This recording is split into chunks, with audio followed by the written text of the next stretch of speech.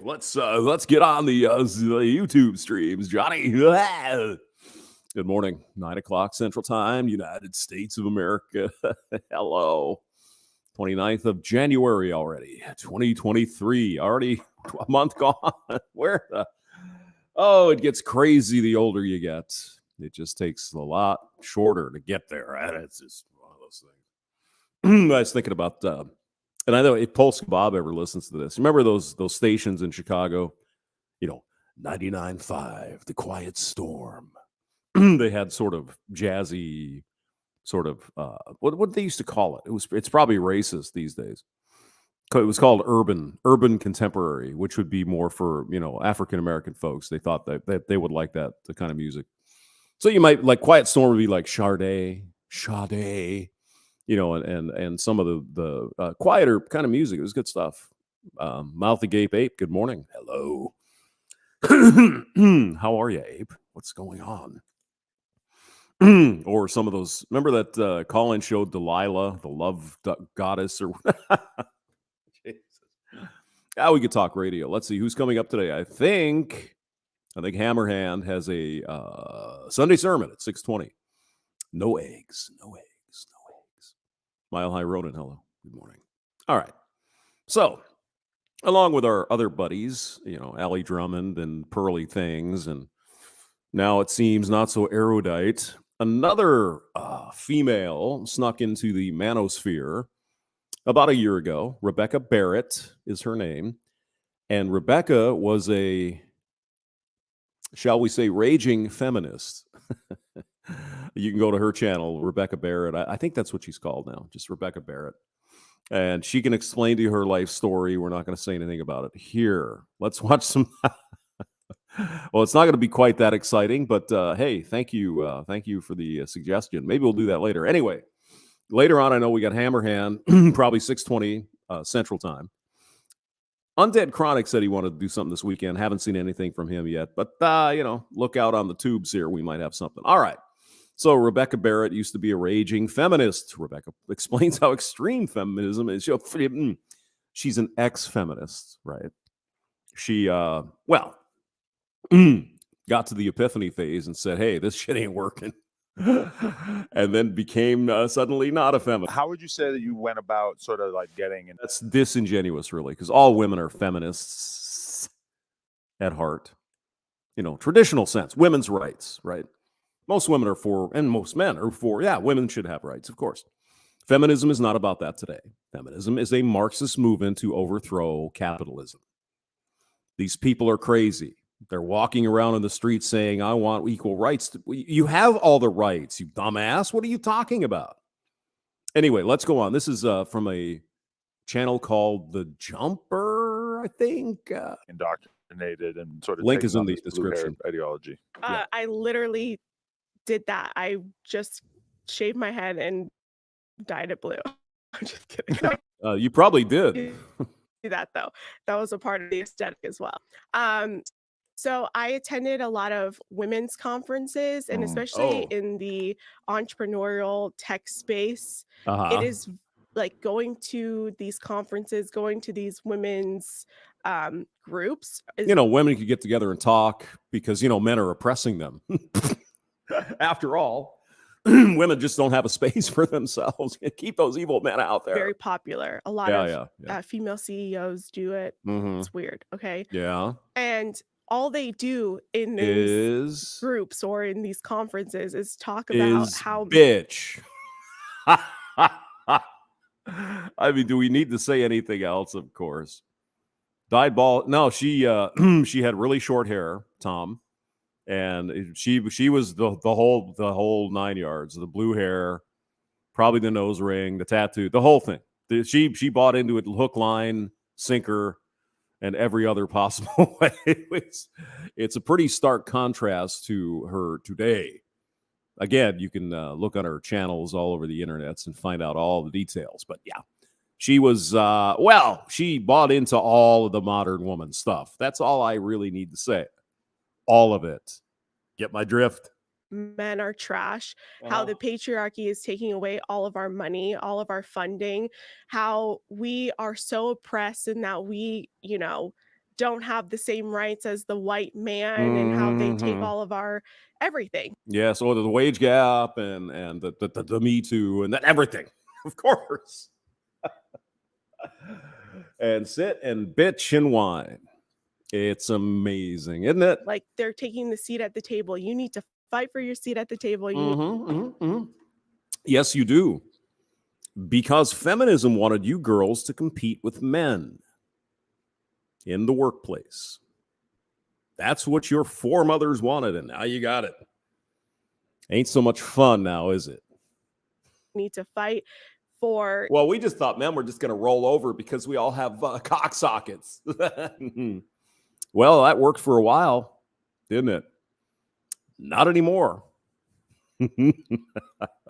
Not anymore. Your rights and all of this other stuff. And the more you listen to it and hear other women talk about it, you're like, yeah, like we've been oppressed. You're right. Yes, you allegedly were oppressed. Not in your lifetime, and not in my mother's lifetime. Maybe when my grandmother was alive, when she was younger. Certainly, Rebecca, no. At no time in your life have you been oppressed living in the United States or the West. Nope. And I'm like, this is the afterwards, like once you start looking at it, you're like, this is the dumbest thing I've ever believed in my life.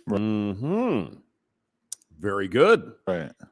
Retrospective. Because I'm sure you saw the Vice Feminism debate where Pearl basically said, like, name a way in which you as a woman have been oppressed or you've been unable to, you know, have certain opportunities. And even in the panel episode that I was on earlier, I said that I think that generally women have it easier in our society than men. And the main defense that gets brought up is like, okay, well, a woman. Well, back in history, you know, 300 years ago, women who couldn't get a job at the insurance company, they couldn't bang Johnny Boy over in sales on the regular. Has to be scared of a man, you know, beating her up and raping her, walking home from work or whatever. Right. To be fair, yes, 100%. That's the thing, though, is it's physical size and not much else, right? Yeah, I agree. I think that you have to understand feminism was really never rooted in equality. No. That is correct, Rebecca. It's not about equality. It's about supremacy. It's about special things just for women. No question about that. I'm sorry you went through 10 or 12 years or 15 years of believing that nonsense, but I guess we'll take the win when we can get it. Rusty Rivers is here. Riggs is in the building with his antibiotic resistant gonorrhea. Oh my God. Diogenes. Women have never been oppressed in the West. They have been protected and coddled. It's not the same. Well, you see, but they misinterpret that as being oppressed. Well, oh, I couldn't go outside at night. My husband wouldn't let me. To protect you, you dumbass. It doesn't try to keep you. Oh, God. Oh, anyway. Yeah. Okay, go ahead. If that's what they tell the public, but it is about supremacy. It is about overtaking men and basically deleting man as a sex. Just doing away with them. They're like the white supremacists where they get together and they talk about what they really think. And then they will kind of communicate to the public and be like, no. They don't actually say it. They just send memos to each other. Or they write books and they create college classes. Why do you want to keep women from getting educated, you evil heathen, misogynist bastard from LA? So we got to have all this shit, women's studies and this studies and transmission studies and alphabet studies and this study and that study. Useless in the job market, but it doesn't matter. Create them or you hate women. See how that all works? No, we just want equality or whatever. Yes. But let's be real. Feminists or even like if you look at something like Black Lives Matter, I mean, they're advocacy groups. They come together to make the world better for their specific group that they represent, and they're absolutely not going to stop at equality or whatever, because that's so vague and impossible to identify. Their work. Yes, it is. It's very true. Equal in what respect? Equal rights? You've got it. Equal numbers of CEOs and Congress people? You have the equal opportunity to go chase those jobs, ladies. Don't sit there and bitch if there ain't enough women out there. Maybe not enough women are trying to get those jobs. Of course, the implication is there aren't that many CEOs or people and women in Congress because men are oppressing them. Bullshit. Work is oppressing you from getting a job as a CEO. If you want to spend your entire freaking existence spending 100 hours a week, 120 hours a week, traveling all over the world constantly, all that kind of shit, sucking the board off every week. If you want to do that, you certainly can. Not a lot of people do, men or women. It takes a certain breed of cat to want to be a CEO and put yourself through that. Basically have no life, you know? Go on. It's like the NRA. Yeah. You know, the NRA is not going to stop fighting for more access to guns for people. That's just what they do. And if you know, gun rights become extremely expansive, they're going to fight for them to be even more expansive. Oh, 100%. And the thing with feminism is that it's baked into our culture from the time we're like out of the womb. Yes. Right. So like if you look at TV shows, if you look at just things that we grew up with, the man, the patriarch of the family is this dopey, dumbass kind of guy, right? Hey, Marge, I don't know how to put these. I don't know how to do laundry, Marge. Help me. Right. Oh yeah, men are too stupid to put shit in the machine and turn it on. I know, it's crazy. He doesn't trust his own instincts. He doesn't lead. The wife. It's called walking on eggshells, is what it is, Rebecca. That's where feminism wants men to be. And gee, look at that, we're here. Leads the household, and if you notice, the smartest person in the room is the mama. daughter. Oh, it's the daughter. Okay, yeah, the precocious little 12-year-old girl that runs the whole show because, well, she's strong and powerful. She a girl. She can do anything. She holds up half the world. But in the case of that 12-year-old precocious little brat, she holds up the 100% of the world. She is the shizzle. The shit. That's what she is. Are you talking about The Simpsons right now? I'm talking about The Simpsons, Family Guy. Literally any. No, neither of those shows I've ever watched. I know. I know. A lot of people say, you boomer. Hey, I watched Beavis and Butthead. Come on, give me a little credit. Would you? Red pill pipe hitter. If I could take one from Chronic, this is bitch think. They don't think for themselves because it's a hive mind mentality. And let's just go along with the current thing, and here we are. Well, there is a lot of that go along to get along stuff. You know, a lot of times, you know, women, I'm not saying it's a bad thing. I'm just saying that a lot of times women will kind of just go with the flow, not to cause trouble and whatever, where men are we're kind of pricks, you know. It's like, no, you're going to do it my way, you bastard from hell. You know, they're more cooperative, we're more competitive, you know, women to women and men to men. You know, we like to give each other shit and win. That's what we like to do. But a win for some women is go with the flow. Anyway, let's not get too heavy down into the psychology of things I don't know anything about, but I can say words. Okay, Rebecca, tell us. Like even the sitcoms that you see, you know, even remember Full House is a good one. Didn't watch it. You always had the daughter, Stephanie, coming up with all of these solutions. The guys, the caretakers, right? They all played these dopey men that like didn't really know what was going on. But I mean, they couldn't possibly exist without having the 12-year-old girl there to tell them what to do. I know. It's crazy. Don't worry, because Stephanie has an idea of how to do something. That's right. Hey, Stephanie's got this great idea, or whatever. Karen's got a wonderful. Oh God. So just growing up and seeing how women and like female superheroes, right? Ooh. Just like the way they create these characters, and well, you know, Captain America was pretty tough. I thought she did it. Was it Captain America that was Brie Larson, whatever her name is? You know, it's the strong female lead. Yeah, of course. Yeah. And it's just in everything that we see. Yeah, there's a new thing that's been coming out that I started to notice on my own, and then recently I've seen people writing about it, which is this thing that will happen in like various Netflix shows, and it happened in The Queen's Gambit. It's probably like the best example I could think of. Again, I don't have Netflix. I'm sorry.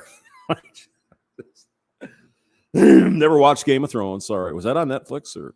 No, it was HBO. That there's just like a black woman who comes into. However, I can tell you in season 4, episode 7, what Tony Soprano had for breakfast. Okay, so I have watched some television. Her life at a certain point, Yeah. and she is perfect in every way, the most redeemable character that you could possibly think of, not conflicted in any way. She enters into the storyline, does some really good stuff that I can't even remember, a bunch of positive stuff, and then she disappears. She's like the most uninteresting but clearly redeemable character in the show, and that's like this weird woke instinct, is to like just insert perfect black characters into these series. And I actually I don't care.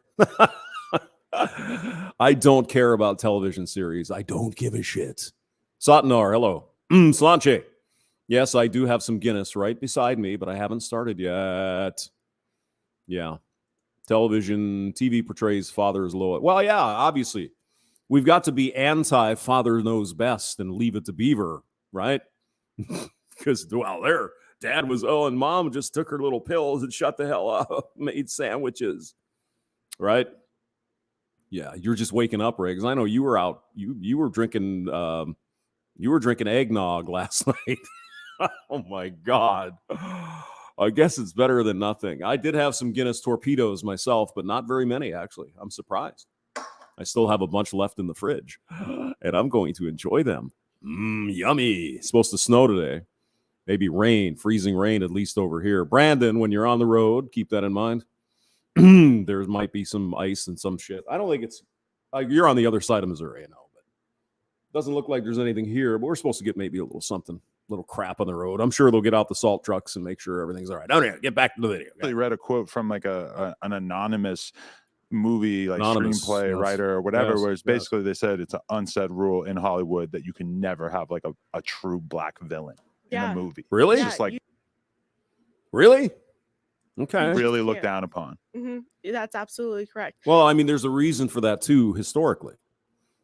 Because if you look at movies in the 60s and 70s, almost exclusively the bad guys were black dudes or Spanish dudes or whatever. The white guys are always the heroes. Black guys are always the bad guys. And so that's a turnaround from that, of course.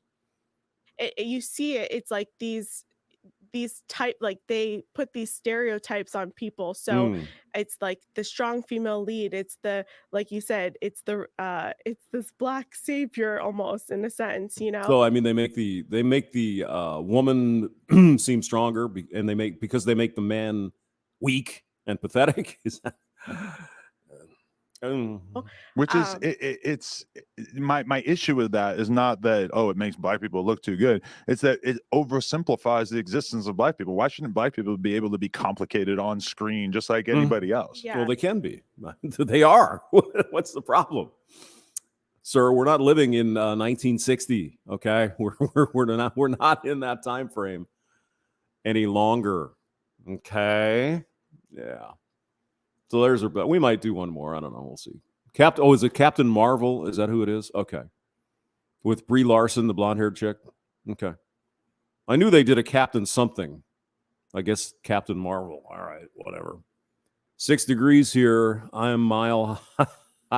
All right, stray cat. Stray cat strut. I'm a ladies' cat. Yeah, I didn't watch Captain Marvel. I just saw some clips, I mean, you catch everything on YouTube eventually, but yeah, this whole Netflix crap, what was that stupid show that everybody liked? Lost, like a few years ago. What are you talking about? I tried to watch it once. I got 10 minutes in. I'm like, what is this crap? People are talking about this all the time? My goodness. All right, hold on. Let's see. Stop sharing. Let's see. Is there one more? I said stop sharing. Okay, 1 second. How she got red pilled. All right, we'll do this one. What the hell? Now, meow. Meow. Hold on. Oh, I'm feeling goofy. And no, I have not had anything to drink yet. Except cold ice water. With extra radiation because we're in St. Louis, Missouri. Oh, it's like vitamins. It's good for you. So how do they get away with these commercials? You guys see this? Apparently these are some kind of THC gummy bears or something. And you can buy them. It's like, is this legal now? Where you can get dope gummy bears? Man. Every single morning, I take a cannabis gummy and go for a walk. They said cannabis gummy. They beeped it out for some reason. What are you selling? You're selling cannabis gummies. Why would you bleep it? You're probably wondering how I can function after. The great thing about these I just wonder how many bags of Doritos you can eat. is they're from Hello Mood, so they have all different kinds of potent. Okay, okay, all right. Again, this is legal. You can buy marijuana infused gummy bears. Okay. These aren't too strong. They have an equal amount of THC and CBD, so I feel calm, relaxed, and focused. Yeah, we gotta talk to Chronic. He's the master of this stuff. But okay, so if you have an equal amount of THC and CBD, you don't get high. It feels like an enhancement on life, and it's a totally different experience than drinking. I finally feel like I found something that recovers my body and mind and truly benefits my life in a positive way. The best and your eyes don't get all wedge-eyed, right? And you don't.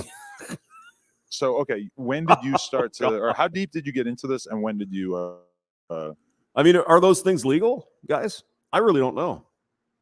Cannabis gummy sounds like a good snack for undead. Exactly, it does. Yeah, it's right up his alley. He's got to get his brand name going. He's got to have Undead Chronic Kush Zombies. Yes. The gummies with my Lexapro keeps me from drowning my... God, you're terrible. Hey, James. James Young is here. Let's see. Hold on. 100% control. The marijuana, you mean? Sotnar. Yeah, they're not legal. I don't... Most states in the U.S., marijuana isn't legal. Although there was a big deal not that long, probably still going on, about the CBD oil stuff. I guess it comes from what, hemp or something. And I don't know what the hell it is, but you're supposed to put it in everything, and it's wonderful. That's what I'm told. I don't know. Separate yourself or start to get red pilled per se. I was very deep into the feminist movement, feminist ideology. I shaved my head, dyed it multiple colors. I was like at protests. I was at marches. Do you remember what you were protesting for, though? Somebody just gave you a random sign. Yeah, women's rights. It was leading conferences. I was mentoring women about this, especially in the, entrepreneurial space, hustle culture space. Because it's hustle culture. Okay. All right. You have to distinguish between that because there's so many forms of feminism. Yeah, they're all bullshit though, pretty much. But yeah, so I was very in it, very like hardcore feminist at that time. And then it was about I want to say 2018 that I started reading Jordan Peterson.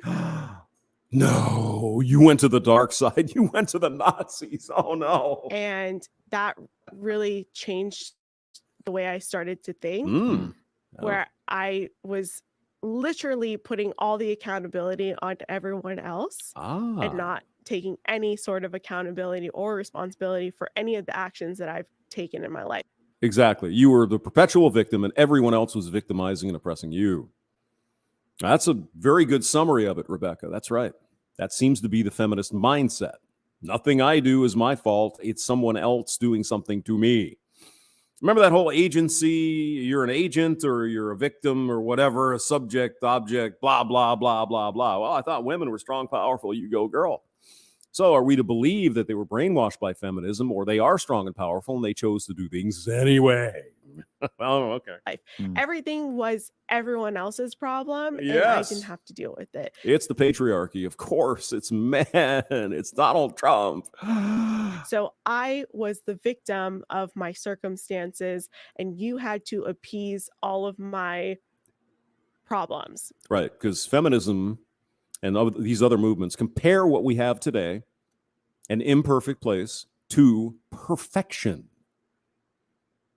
That's what they do. Listen to them. And as we talked about asymptotic approaches to something, we'll never get to 100% perfection, ever. We're human. We're flawed. We fuck up. We fuck up more than we should. But that's the way we are. That's it. We're humans. We're dumb. We're stupid, hairless monkeys, and that's the way it is. Blux and Brixen Gamer. She became a non-feminist because grifting and LARPing as a red pill woman makes more. Boom, bingo, bingo. Basically. And when I read Jordan Peterson's 12 Rules for Life or of Life, I forget what the book is. For life, I think. He's saying, clean your room and don't lie, or at least try not to. And these principles that he's talking about just changed my mentality. I'm like, wow, okay, that's a novel thought. Like, don't lie. Take care of your own shit. Yeah. It's a pretty standard concept for adults. Take care of your own shit. That's so, you know what I mean? Did you feel like you were consciously lying during your time as a feminist, that you were kind of forced to like lie, just go along with things because they were convenient? Myself. I was lying. So you think you knew deep down inside that you didn't believe the shit that you were sort of buying into with that? Yeah. But it's beneficial to you and your identity group to do it. So it's got to be kind of easy to roll with the punches, right? Well, it's permanent cognitive dissonance is what it is, right? If you know what you're saying is bullshit, but you say it anyway, that's got to be a big brain fuck. You know what I mean? Oh, yeah, women don't have rights, but God, we do. I don't see anything. When the hamster wheel spins up. Yeah, that's what I was dealing with, was the fact that was I oppressed? No, not at all. No, right? No. But I had to believe that I was oppressed. I had to believe that it was my ethnic background. I had to believe that it was because I was a woman and it wasn't based off of my merits, right? So like even just going into a conversation, I'm like, why am I here? You know? And I would start asking these questions to myself. I'm like, is it because I'm a woman? Is it because I'm a minority woman? Is it because you're a minority? Really? Okay. Sure. Yeah, you're a minority, I guess. I earned my place here. Like, what is the reason why I'm here? How is she a minority? What minority are you? I have no idea. And so that to me really sparked a lot of other questions. I mean, there's your there's your intersectional part right there, right? I don't know if she's a minority, Spanish or something, whatever. Okay. Sort of a minority, but you're a majority when it comes to female. So, there you go. And, I just had to break away from that because I was, at the end of the day, what was happening was I had my mask on. Yes. I had this feminist Becca, hardcore. You go, girl. Fishes, strong bicycles. woman, Yay. independent woman, mindset, lean boss in. babe. Yep. Like front, right? But when I got home, I took off the mask and I went to took a shower and I'm like, oh my gosh, this is the most exhausting thing. And I was depressed and I was drinking and I was using and I was doing all this other stuff to just numb the fact that I had to go outside and put this mask on and be like, okay, time to be strong, time to be independent, time to be a boss babe. And inside I was just broken. I was a miserable person coping with the fact that I had that's what I had to do. That's what I had to do. And I had to put on this show for everyone. And if I didn't perform the way that everyone expected me to perform, then I was, kicked out of the group. I had ostracized. Yeah. Ooh, that's scary. Yes. That's also part of how cults work. I know. It's crazy. You'd think there's things that are all kind of linked together, wouldn't you? No cat was safe from her. I was going to say she takes her mask off and goes home and cracks open the box of wine. Well, she did, actually. She was a very heavy drinker. So, again, she's got a lot of backstory here. If you're interested, you go find her. Rebecca Barrett. She was getting dick down in high school and college. Well, probably. A lot of women do. And a lot of men go out and do the dicking. So, there you go. Dance monkey, you're out. Exactly. If her last name is really hers, then it's at least mixed. Well, I think it's her married name is Barrett. I don't know what her real name is. Her maiden. That's probably a misogynist term these days. You can't say a maiden name. Oh my God. This girlfriend up until a couple, maybe like a year before my current fiance, and she went to school for a long period of time. She got a job making $100,000 a year, which I remember her being extremely proud of because she mentioned it within like my first date going on with her or whatever. But then, she just casually mentions one day, like, oh, like the doctor prescribed me some stuff for like this depression shit that I'm going through. And I'm like, what did he prescribe you? And she tells me she got prescribed Xanax. Xanax? What the hell is that? Isn't that like a, that's pretty heavy stuff, right? What does anyone know what Xanax is? Is that some kind of antipsychotic or what the heck is it? I have no idea. I was just reading something on some kind of drugs. I don't know why I get these interests. Like, oh, what is that? Someone was talking about some particular, some kind of drug that they invented to make mice go to sleep or something. It was interesting. Let's see here. What is this? Hot Cold Man says, I hear in Australia, they call that getting on the bags when these wombins get drunk off getting on the bags. I like that. Xanax is anti-anxiety. Okay. Satnar says, makes you sleepy, then gets you effed up if you resist the oh, okay. Again, this is territory where I have no idea. I could probably tell you what marijuana is, but the rest of this shit, I have no idea what this stuff. Oh, Diogenes apparently knows a lot more than we do. Xanax is apple something used to treat anxiety and panic disorders. Okay. All right, so you got the Yugo girl here, woman, who has to take Xanax. Hello, R-Man. A minor, F, C7, E minor, sharp, E minor 7, sharp 9. Okay, cool. Those are nice chords. I like those.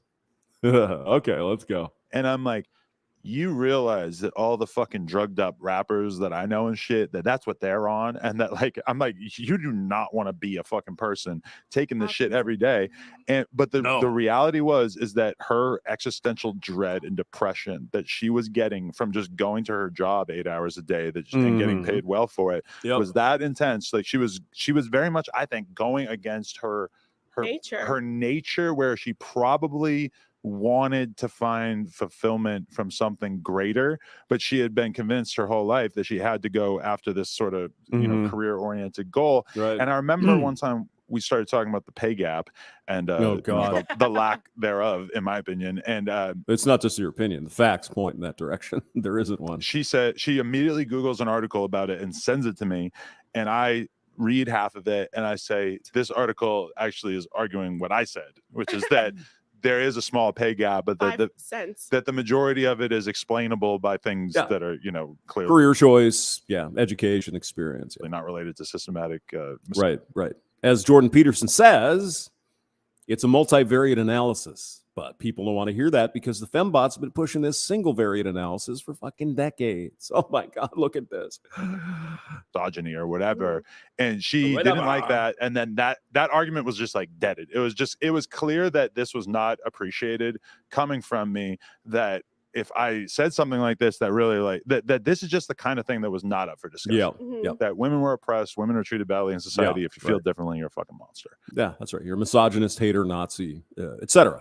Grapefruit artist, and so on and so forth. Yeah. And I've had not a ton of, most of the girls I've spent time with throughout my life didn't really have this particular brain disease, but through talking to her, I realized like this is like a different thing that I haven't really had to deal with. Yeah, part of it could be maybe, and I'm just speculating here, but Rebecca said the same thing just a few minutes ago. It's like, I had to think of all this crap and be this and believe all this shit, but then I got home and got depressed and drank a bunch of wine. It could be that when you start discussing these issues, pay gap, whatever, with feminists, it actually hurts them in their head because they too know it's not true.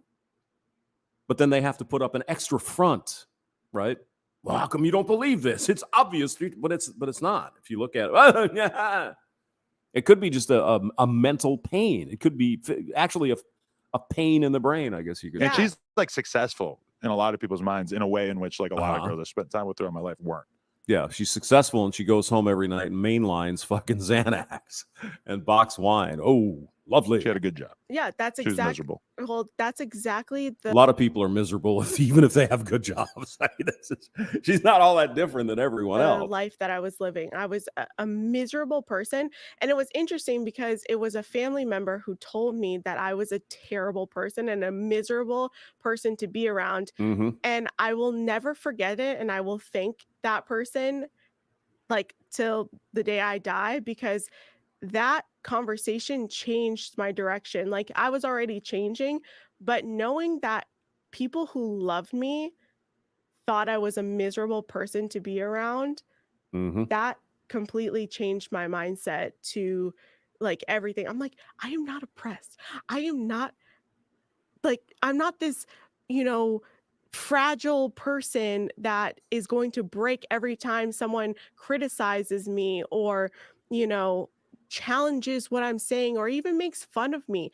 That's the thing about the woke left and feminists and just anyone who identifies in that side of the world. Everything is up for offense. And Oh yeah. if you like, if you say the slightest thing, they will take it offensively and then they will run with it and then they'll call you a racist, a bigot, you know, having internalized misogyny is what I get all the time. Right. Pick me. I hate. I mean, but that's a very good summary right there of the red pill. That's a really, really good summary of it. You've been told a package of bullshit and lies your entire life. And then suddenly you wake up one day and start asking yourself, really, is this true? And then you start doing the research and you realize you've been lied to your whole life. You've been spoon-fed a bunch of bullshit. And I would guess that Rebecca also had a little red pill rage at some point, because that's usually what happens. This pick me thing, because it implies that if your personality or your existence is something that the opposite sex or whoever you're attracted to might find attractive, that you therefore are doing something bad by like sort of representing that identity, right? This is insane. And that's what's going against nature. Oh, look at that. For adventure. Where's my popcorn? For climbing. Now, if I only had $100,000 to spend on a truck, yeah. For splashing. It looks like fun. I just don't have that kind of dough. And misery loves company. Feminists, and even if I did, I wouldn't buy one. Love to be miserable and love other women to be miserable like them. Misery loves company. Now that I'm a stay-at-home mom. I do YouTube, right? I have a great channel, but I do that part-time. I'm not here producing content every hour, like within the hour. You mean like Pearly things? Oh my, I've never seen so many videos pop up from Pearly. It's amazing. She has a company doing it for her, but still. It's a really good plan for views and money, really. A lot of people are adopting it. It's just, flooded with shorts everywhere. And get clicks and money and advertisements. I edit my own videos. I do all that stuff. But my time is spent primarily with my family. I cook my husband breakfast and dinner. No way. And with my 11-month-old daughter.